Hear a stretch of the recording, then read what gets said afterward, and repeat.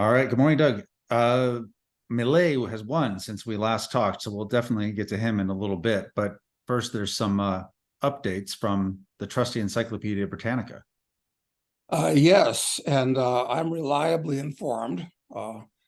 I know I can trust them in this case because I was there. I remember it. JFK was assassinated on November 22nd of 1963. And the one thing that I remember about that date is we had I think it was our homecoming dance at high school. And they were, because the president was assassinated that day, they were, should we cancel it or should we not? And not that I was in a position to vote, because was I a senior then? Yes, I would have been a senior.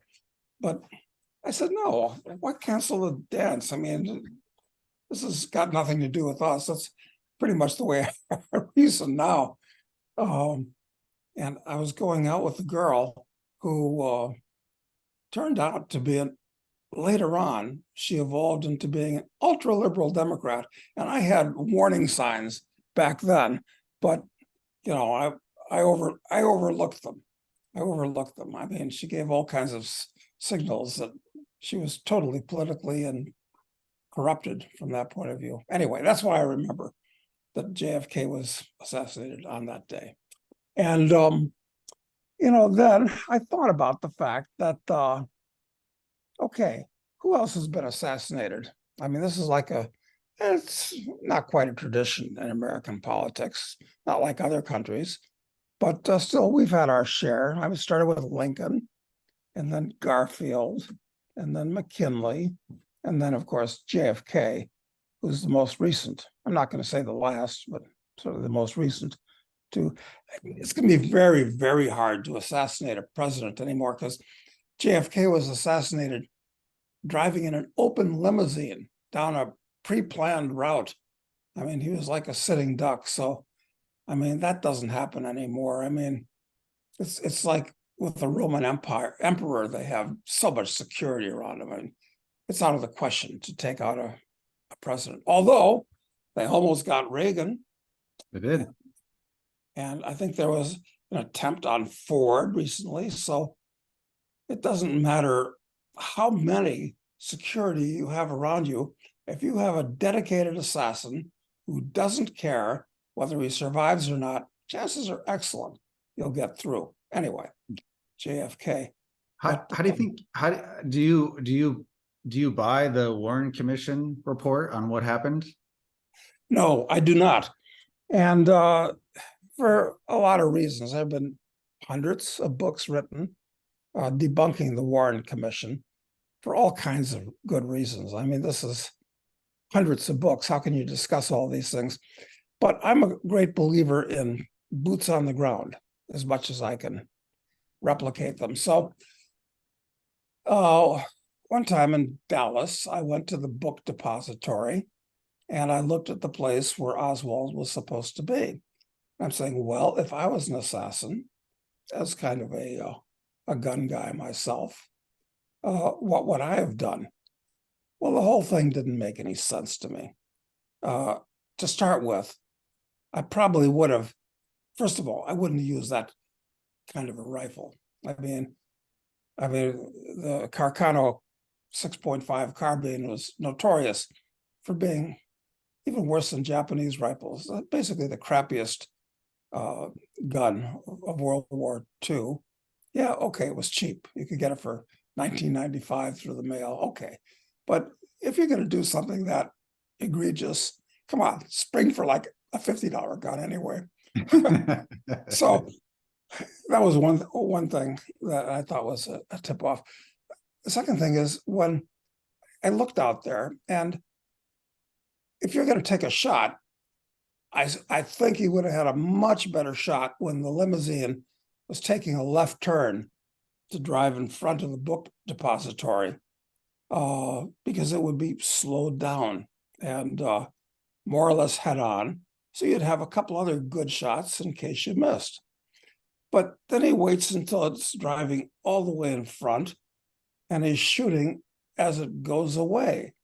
And the other odd thing was 3 shots in 5 seconds, accurate shots. I said, this is crazy.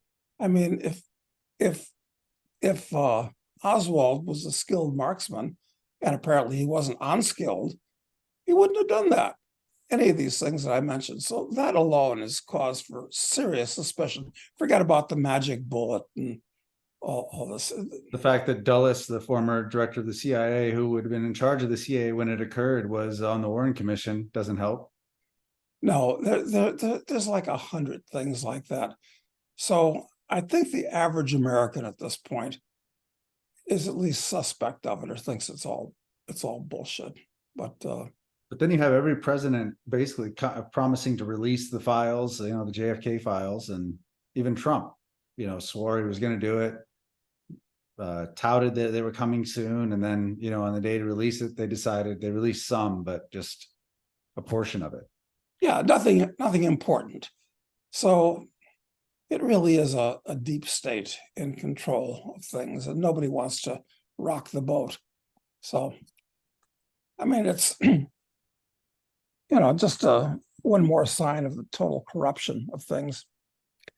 And, talking about presidential assassinations, since this is kind of Presidential Assassination Day, because people can remember it in living memory.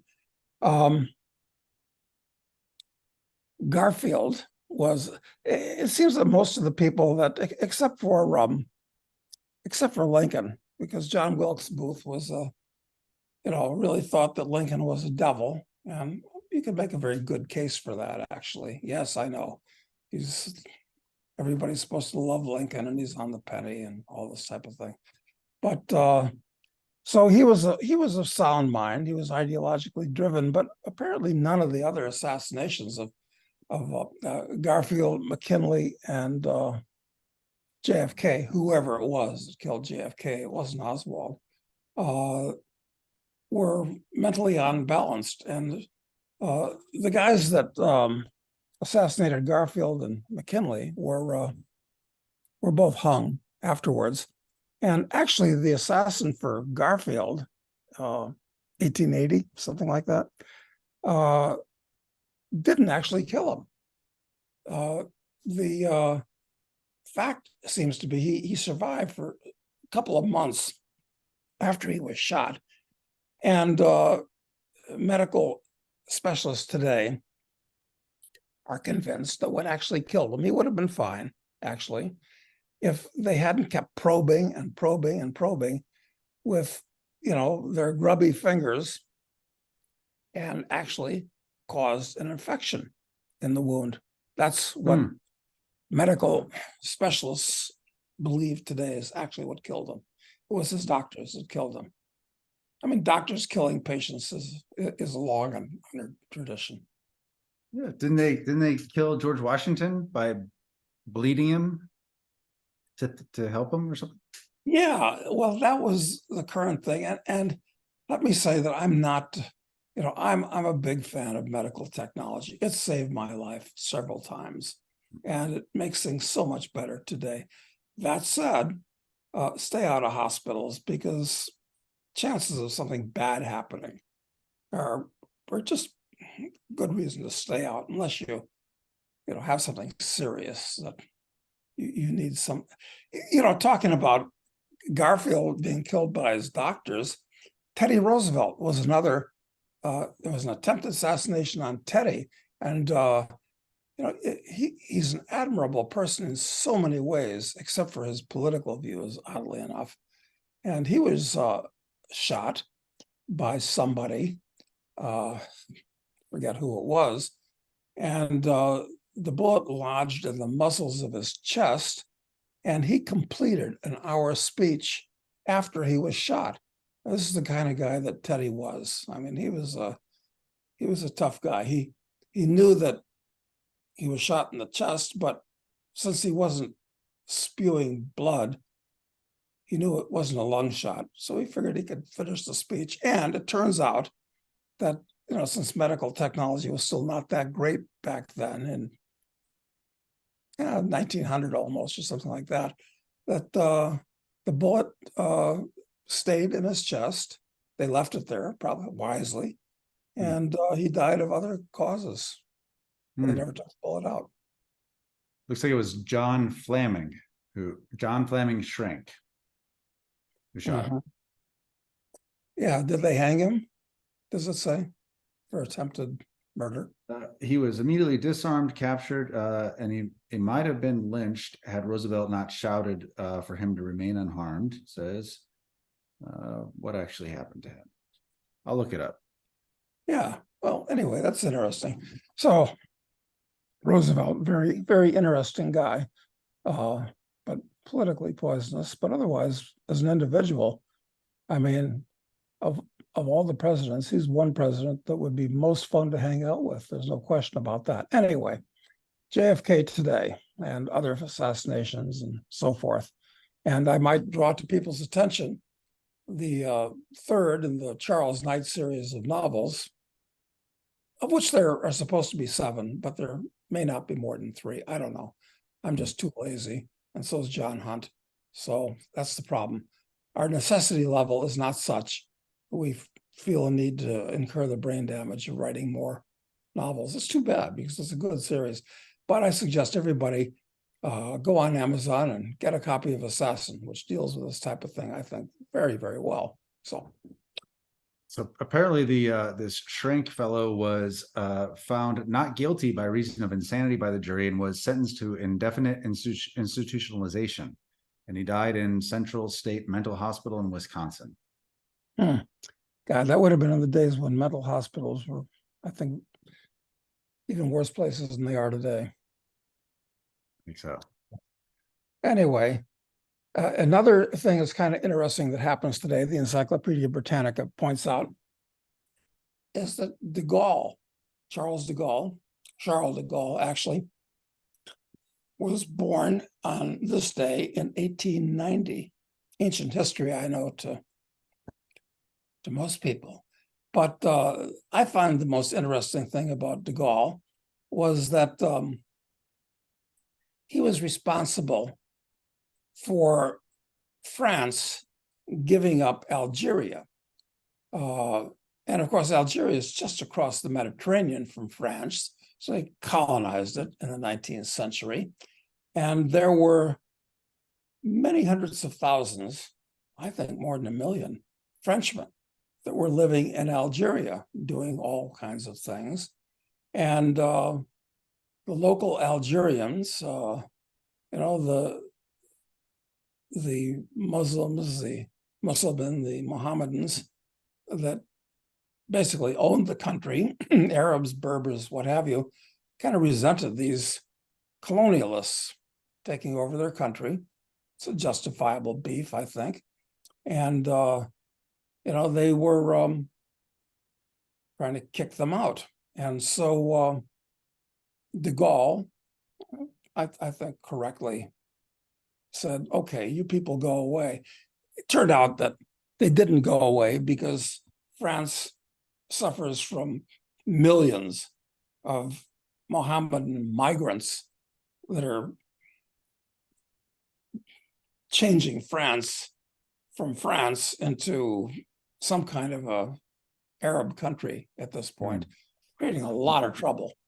So anyway, this is all de Gaulle. But the interesting thing about it was that elements of the French army and the French Foreign Legion tried to do a coup, and perhaps, well, certainly to overthrow de Gaulle, but to keep Algeria for what they call the Pied Noir, the Blackfeet, which were the so-called French colonists in there. So I've always been a fan of the French Foreign Legion, which is me too. I met one person ever that was associated with the French Foreign Legion. It was a guy who I happened to sit next to on a flight to Panama a long time ago.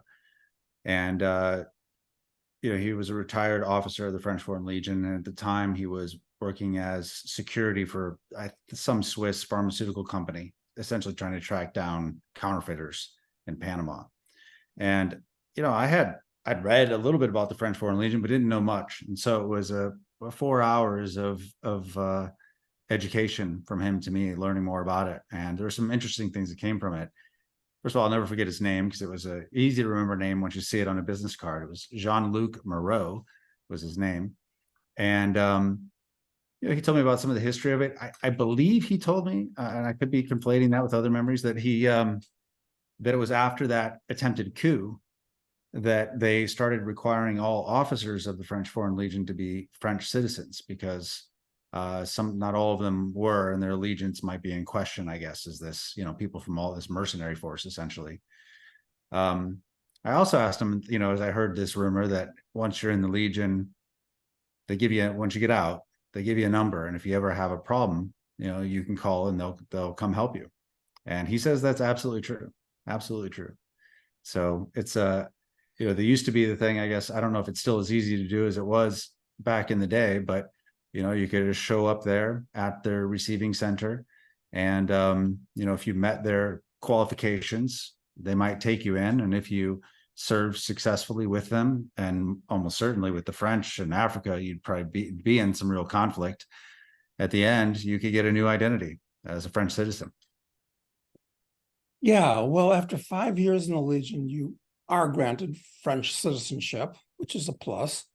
But the first legionnaire I met was when I was in the hospital after a catastrophic auto accident, and when I was in college.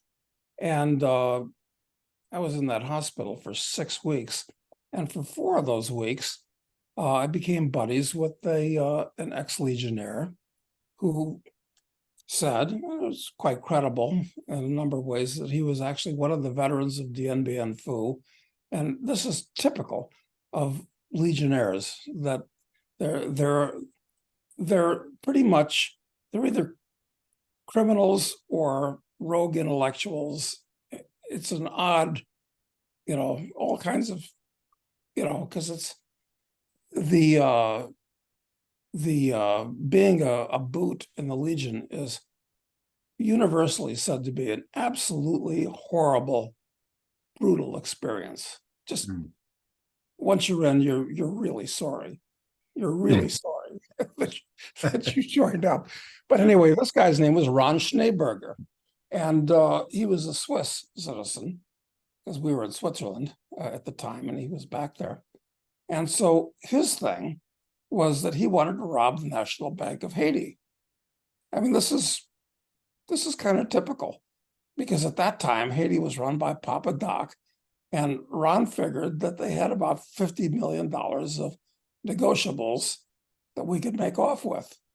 So it was a harebrained adventure, but this is the type of thing that these guys, well, and that's not even entirely original, right? I think didn't the U.S. Marines go in there with early, and I thought Smedley Butler was, or people related to him did the same thing, and rid them of their gold at one point.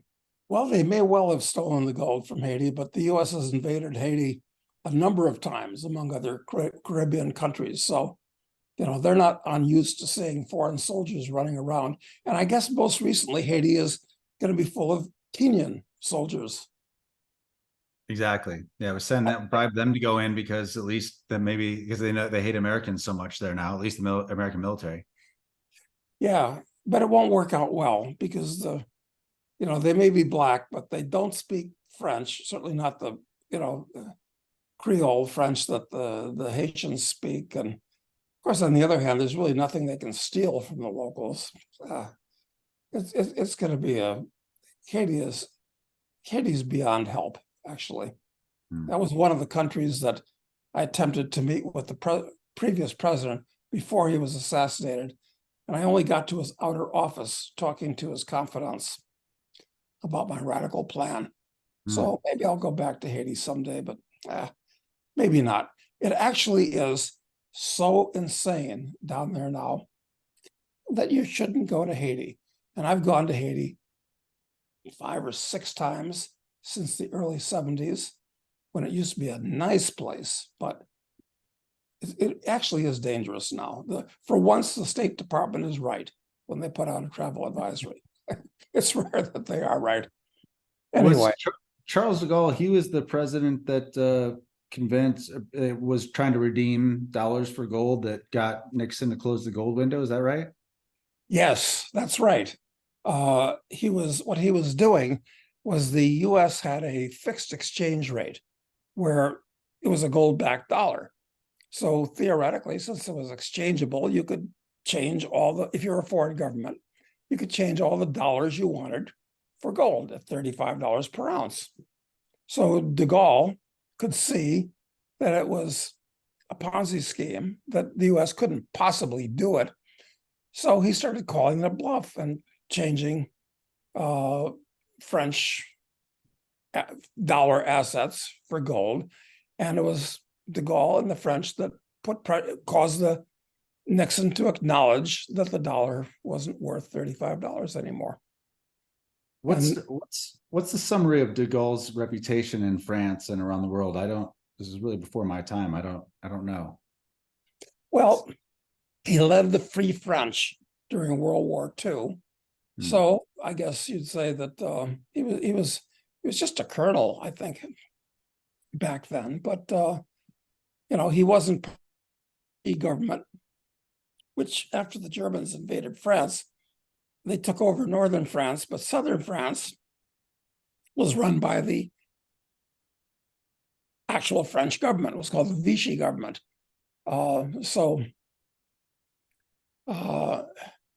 De Gaulle didn't accept that, and he became a third force. And and then after the war, as a war hero, he became the president. And what's his reputation? How do people feel about de Gaulle these days? I'm not sure how they feel about de Gaulle, quite frankly. But, well, the most recent thing was this thing in Algeria and the attempted coup on the part of the parts of the French army and parts of the Legion. So, don't know, actually. Good question. Have to go back to France and find out. But do I really want to go back to France anymore? It's kind of a shithole. Last time I was there, it was very it's just bad. Yeah, I know. Quaint restaurants and all that, but I've seen all the monuments. I actually lived in France for 4 months and visited a lot. Other than that, it's fine. Bill Bonner knows much more about France. He's got 2 palatial estates there. Yeah. which are money pits, incidentally. Bill will readily admit that, and often does. So anyway, the other thing is that talking about Melei, which we were promised to do, is that in 1980, on this day, Margaret Thatcher resigned as prime minister. And I spent a reasonable amount of time in England before Thatcher. And it was a shithole as far as I was concerned. It really was. I mean, it was down at the heels and depressed and depressing, actually, and provincial. And the only good food I thought that you could get in London was if you could find an Indian or Chinese restaurants. Those were the only things that were good restaurants. But there weren't a lot of Chinese and Indians there at that time, really. But so anyway, Thatcher took over in 1980 and transformed the country. And it blossomed, and the standard of living went up, and she was wonderful for the country. Didn't go as far as she should have, maybe could have. But anyway, she resigned this day in 1980 after she transformed the country. And let's hope that Melei can do the same thing to Argentina. Right. So Melei, what are your obviously he's a outspoken ancap, actually comes out and just admits it. What do you think? Were you surprised that he won? And what do you think happens next with him? Well, I should have bet. This is one of these opportunities. You always miss these opportunities. They're always clear in retrospect.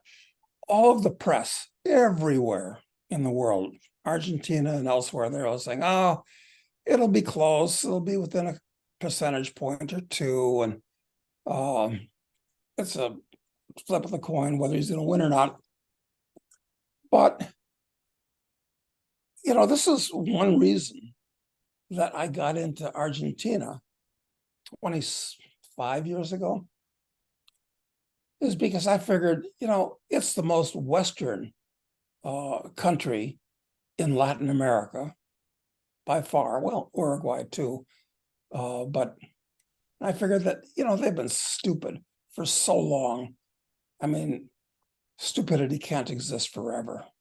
And the standard of living in Argentina, they've gone from being, one of the 4 or 5 most prosperous countries in the world in 1900 to now being a perpetual basket case, chaos. I mean, it's still a very pleasant place to live if you have money. If you don't have money, not so pleasant. But so anyway, that's why I got into Argentina idiotically, like 20 years too early. Because I've told this story before, but it's worth telling. After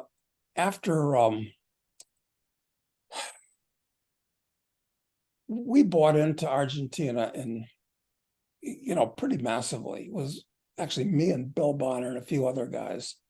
We bought a lot of stuff in Argentina. Like how much? Let's see, 150,000 hectares of land. So multiply that by 2.5 and you get acres. There's a lot of land and other stuff too. A couple of country clubs and a lot of stuff.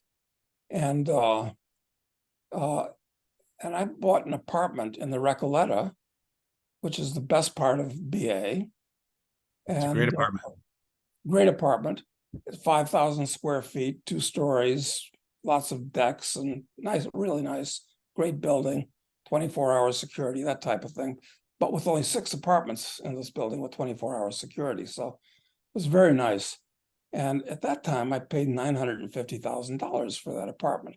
I thought it was a bargain. And it was, because at that time, to get the equivalent in the Upper East Side of New York, which was similar, you'd pay 20 times as much, not twice as much, not 10 times, 20 times as much. So how can I go wrong? Well, actually, it turned out I did.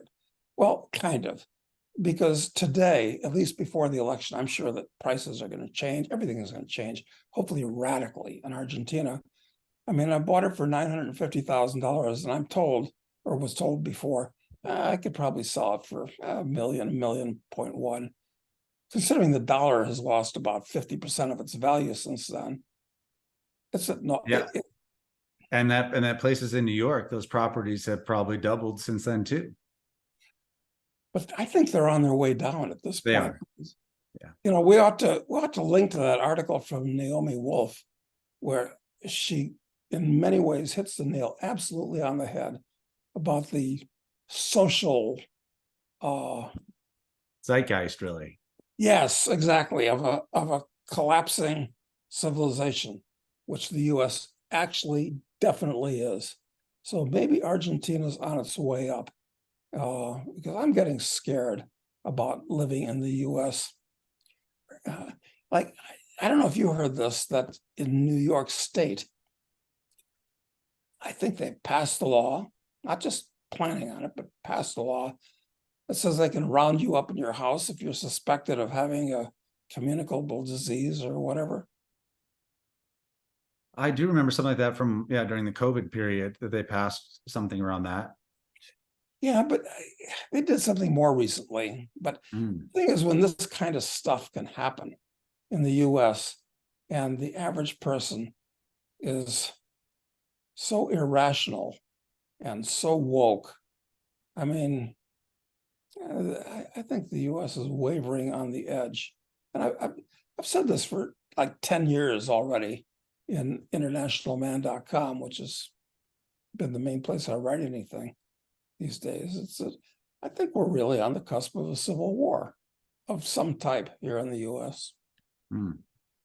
it's hard to see how the sides though would break down. I mean, in the what they called the Civil War before, wasn't really that a civil war, of course, but at least then there were clear lines, state lines, generally people choosing one side or the other. It's hard. It's confusing now. There's geographic overlap everywhere. Yeah, that makes it hard to have a civil war, actually, when you can't line people up geographically.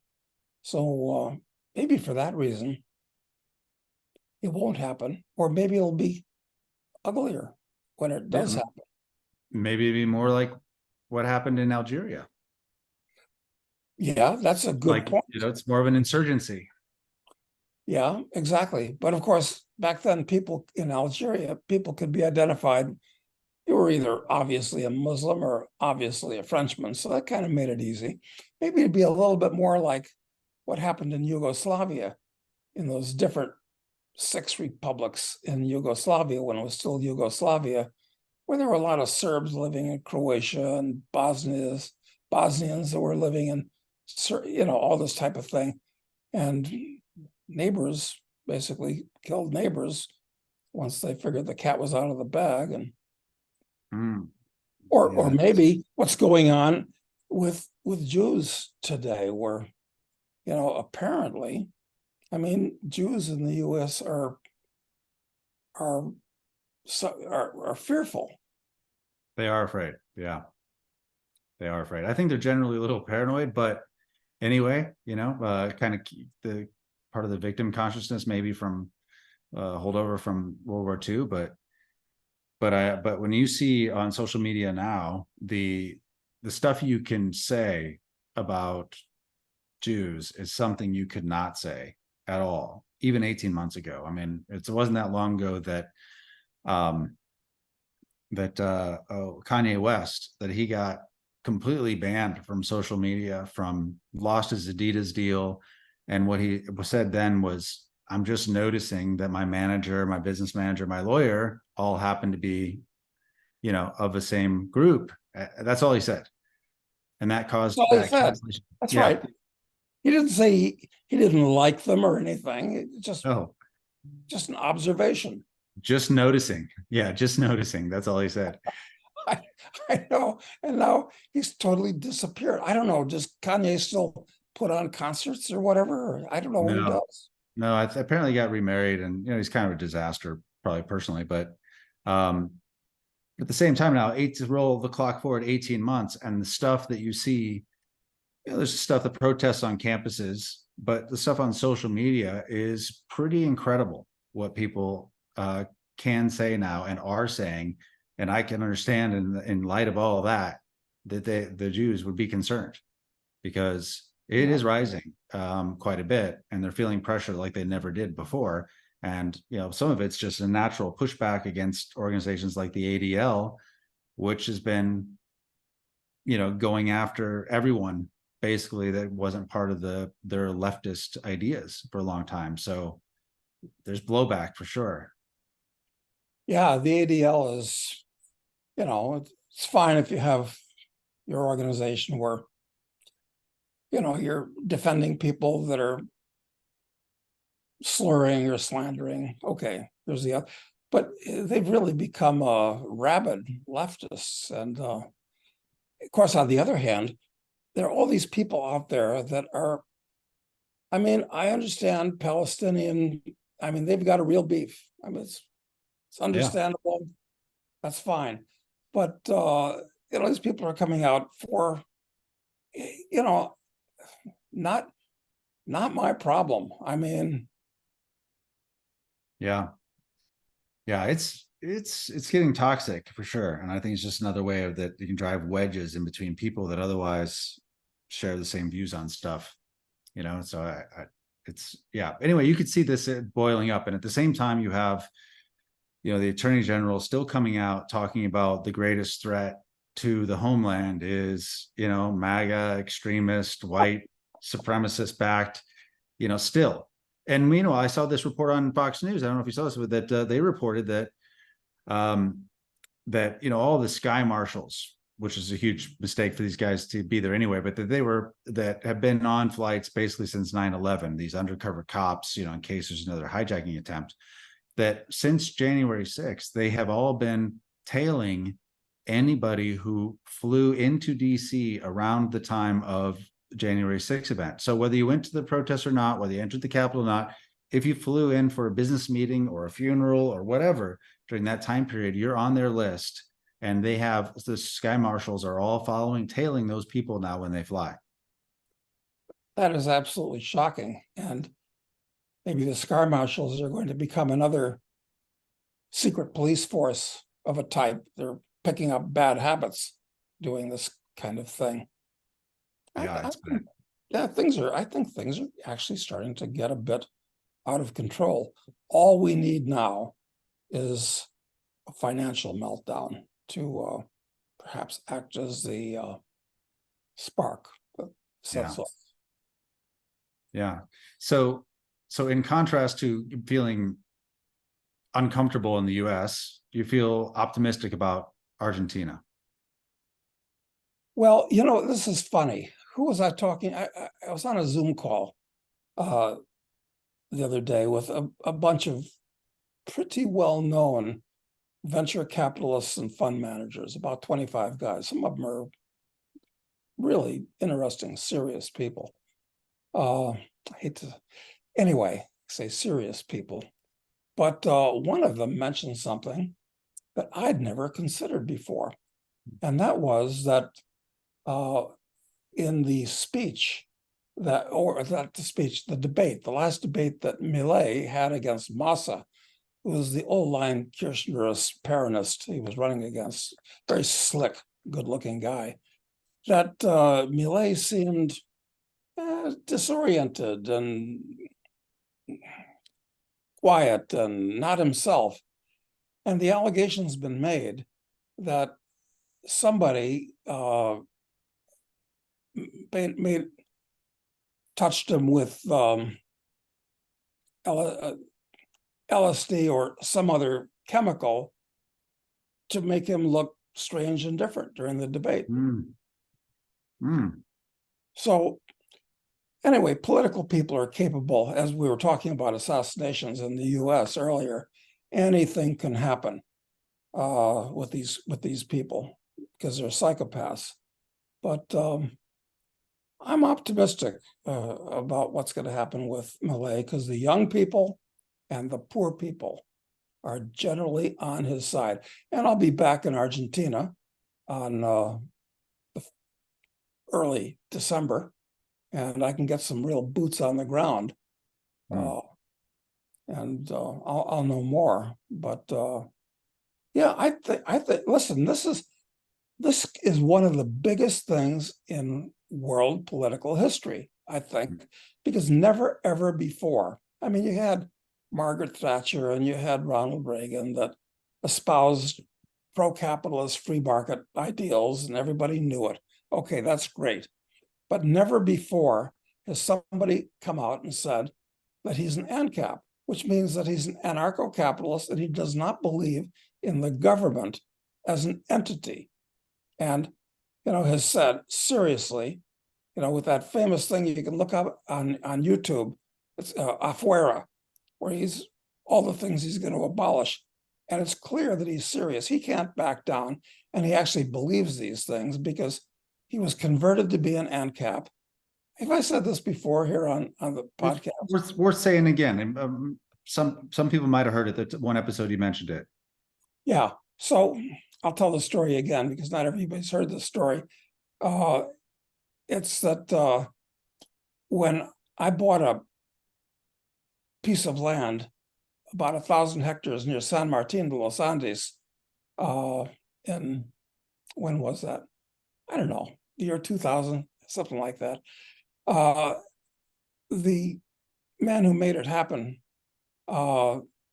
is a hunting guide, basically, because San Martin is very much like the South American version of Aspen, but it doesn't have, or didn't have, real estate agents, which is always a good sign if you're going to buy real estate, frankly. Anyway, we used to talk philosophy and politics, And Jorge was a good-hearted conservative, but he didn't believe in my arguments that the government is actually the poison that pollutes society. And I suggested, look, Jorge, you've got to read this book, The Market for Liberty. Incidentally, any listener can find it, I believe, just by Googling it or something like that. And it's a free downloadable edition of it.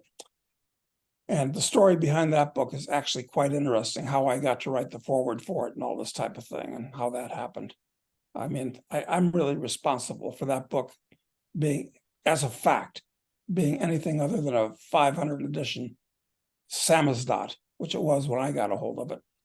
Anyway, so Jorge read the book, and he was a friend of Melei because, you know, conservative type guys know each other in Argentina, small country. And he gave it to Melei, and Melei read it, and that's when he started identifying as an ancap, not just a free market guy. So anyway, when I get back down there after Melei kind of sorts things out, because I'm sure he's busier than a one-legged man in an ass-kicking contest right now, you know, I told Jorge, I said, look, you'll have to call up Melei and we'll have to have lunch at the Casa Rosada. And he said, yeah, but no, because Melei doesn't believe in free lunches. Oh, that's great. I think we can probably work it out because I've got lots of common friends with Melei, it turns out, from living down there, because we all run in certain circles. And I promise you, I don't run in circles that are full of socialists. No, no doubt about that. I assiduously avoid them, which is maybe a fault because you tend to live in a bubble, but you don't want to hang out with poisonous people, on the other hand. No, and they hate you. You know, they hate people who think like you. So I found that so often. I mean, listen, here in Virginia, when I was taking yoga last year from an Indian guy who was married to an American girl, and you know, it was like I didn't say anything, but she could pick up. It's like the vibrations to tell that this chick hated me. Well, she was kind of like that woman who's Obama's mother that married the Indonesian and the Kenyan. You know, you marry somebody who's not a white man and blah, blah. You know, they have antenna that picks things up. Yeah, you're right. So the economy in he has a long list of things he wanted to do. And I think one of the, I guess one of his biggest thing that he talks about that he gets criticism, I've seen online, he gets criticism for the idea of dollarization. You know, it's because most Americans who are of the same mind that he is say, well, the Fed's a disaster, the dollar's, in real trouble. It's insane for him to go to the dollar, and give him kind of criticism for that. But what are the benefits of dollarization there, do you think? And how hard would it be for him to do that? Well, not hard, I think, because Panama has used dollars for many years. Ecuador uses dollars. El Salvador uses dollars and Bitcoin. So and there are other countries that use dollars. I mean, Haiti, there's 50 countries around the world. The local currency is so worthless that dollars is what they use. And Argentina, you can't deal in a currency that they can change it overnight and it's worthless outside. I mean, you can't do that. It's impossible. And it's a huge scam for the government, a huge scam for corruption, where they have dual exchange rates, which make moving money very expensive and inconvenient, which is really stupid. But the fact that government officials and favored people can buy money at one rate, which is half the rate of, it's you can't do that. You can't have dual exchange rates. It's insane and stupid. So it won't be hard. And Argentinians have many billions of dollars under their mattresses, because they don't save in pesos. Nobody's that stupid. They save it, they go and change it into dollars. But of course, the dollar's been losing value at 10% per year, really, recently. So I think that as soon as possible, that Argentina will try to go to gold or silver or Bitcoin or all of them, frankly, take your choice.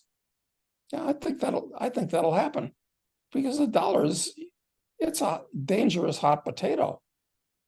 Yeah, but So it does at least disempower the state there so they can't print the money and impoverish the population like they have so badly. Even recently, I mean, I think in the last 10 years, the poverty rate went from something in the 20s to now like 40%, just in this really narrow time frame because the government's just lost their mind with the money. yeah, absolutely. So it's a very, very important first step on the way to gold. But since other countries around the world, including China and Russia, and what most recently, Holland, Mm. have been talking about gold, that yeah, it's going to happen. It's absolutely going to happen because all of the currencies of the world are toilet paper. They all are. Yeah, I think his idea mostly is just to create a free market for money so that people can exchange in whatever they want. It's not that an obligation to use the dollar. It's you can use the dollar and we'll get rid of our nonsense exchange that people have. Yeah, and if he abolishes all of these agencies and unemploys the parasites, they call them gnocchis in Argentina. It's a national joke, of course. A gnocchi, those little balls of pasta that just sit on your plate. That's what they call them. So everybody knows that it's a scam. Yeah. I'm optimistic. Even with the low opinion I have of humans in general, I'm optimistic that this is going to work out until Argentina becomes very prosperous. And then, of course, they'll backslide the way Chile has.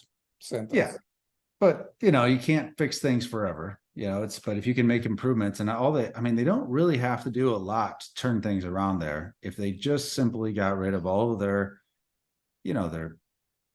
some of the regulations, got rid of the import export problems related to the the nonsense currency, the pretend currency that they have, the currency exchange. And that would just unlock lots of things. I mean, if people there in the agricultural sector could just sell their products for dollars without having to, convert to the peso on the way out and lose a huge amount of money in that process, then that is going to have a flood of dollars coming in. Yeah, I mean, it could be explosive on the upside. I mean, I'm trying to figure out, well, there's lots of things that could go wrong. For instance, these hardcore Kirchnerites and Peronists are going to do all they can to screw things up because their rice bowls are being broken. But hopefully, Melei will be able to put a lot of them in jail for actual common law crimes that they've committed under them. So this is going to be really interesting.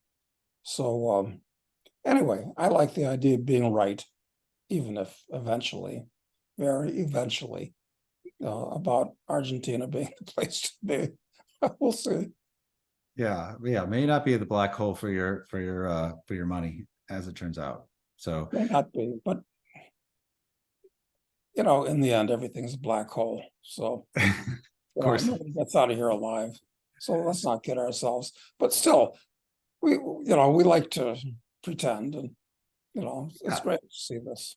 And it's exciting to see it's exciting to see the ideas get spread this way. And it's also when you see the reaction to this news, it's wonderful. Like a friend of mine sent me this article that was in Nature magazine, which is certainly climate change oriented, among other things.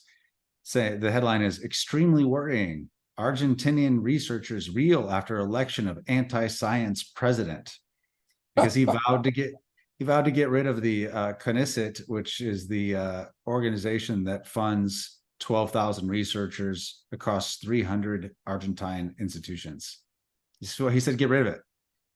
Yeah, of course, it's insane. Why does Argentina need 12,000? I hadn't heard about that. These are just payoffs to people that have friends. Exactly. Yeah, and it's yeah, and the people quoted are environmental researchers mostly. Oh yeah. Oh, this is a really, really big deal. And if he succeeds, I mean, Pinochet's economic uh, programs succeeded mightily in Chile, turned it from basically a backwater, like a shithole with a really nice climate, into the most prosperous country in Latin America. And Argentina could do that on super steroids. So I've got high hopes. In fact, I think what I'm going to do is I'm going to buy an Argentine ETF at some point very soon, because I think that the country's going to boom. Yeah, I think the only one I've seen is the Global X Funds. Its ticker is ARGT. It's down today, but I know right after the election it was way up. I mean, it's up right now. It's up 15% since the election news. Yeah, but that's nothing, just a change in trend, because the Chilean stock market was one of the very best in the world for like 15 years after things initially got sorted out under Pinochet, who, of course, is now promoted as being a world criminal, blah blah blah. But God, I hate these leftists. Well, yeah, and it's good to see them lose one. Yeah, this is a really big deal, and hopefully all these people that have been saying stupid things about economists say that Argentina will be a disaster after doing something that can reverse their tailspin of the last 70 years or 100 years, really. Yeah, there was actually an article. There was something that was so stupid yesterday that it was unbelievable. Some idiot someplace, it was CNBC, wrote that Milei's election may endanger the peso. Now, how stupid is that person? He wants to abolish it, of course. What are you talking about? This is a person who's really stupid, like most of the people that work for mass media today, I've got to say. Yeah, that was a Trump admiring populist. Melei wins in Argentina, edging the country closer to a dollarized economy. I think it's that article. Looks like. Oh, I know. You can't believe anything that you read in the paper. Well, paper doesn't exist anymore, or online. So, further proof that we live in a simulation, I guess. Yeah, simulation. I like you're adopting the term. I like it. So I'm convinced that's what it is. But if it is a simulation, maybe that means that, as a solipsist, we can form physical reality to our mental vision. It all kind of relates together. Yeah, I think you can to some degree. There are limits, but yeah, so I think that's really real. Yeah. So anyway, it's nice to believe that. You got to believe in something after all. Something. Yeah. Okay. Well, we'll see how Melei does, especially as he's supposed to take office, I think, in 3 weeks or so, around December 10th. And I know he's actively working on stuff already, so we should see some action quickly. Are the thieves leaving the country? I mean, I heard Cristina left the country. I don't know if that's true. Have you heard anything about that? Well, she is immune to going to jail. She's already, I think, lost her case. So as soon as she is not elected to Congress, she's got to do hard time. She's already been, what's the word I'm looking, convicted. I think I'm right on that. Yeah, so I think you are. Cristina, all things considered, yeah, I'd get out of Dodge, because it's said, can't prove these things, she stole $10 billion. Well, I remember, I think shortly after I lived there, that there was a report about them finding tons of cash buried on some property that she owned. I don't know if you remember that. Yeah, I do. I mean, steamer truck is full of $100 bills, that type of thing. It's like a drug cartel. You have to put it in your walls of your house. You've stolen so much. Yeah, Amazing. it's just amazing. And of course, people still, it's, I don't know, maybe the situation is still hopeless, but not in Argentina at the moment. So, Okay. Well, good luck to him. And I think we'll wrap it up here, Doug, and be back in a few days with more. great. Thanks, Matt. Thank you.